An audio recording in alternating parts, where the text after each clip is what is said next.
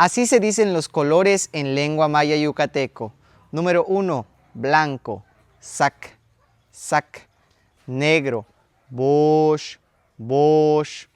Azul, cho, cho. Rojo, chac, chac.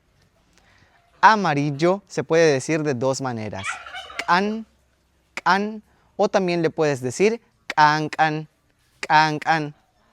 Naranja, chac, can, o también le puedes decir chac, can, chac, can. Verde, yaash, yaash. Morado, ek kumem, morado. Rosado, samchak, samchak, rosado.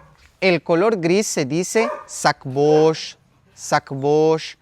Y el color café se dice chucua, chucua.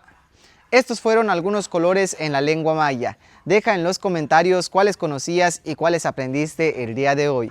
Malo, cananta. Bueno, cuídate.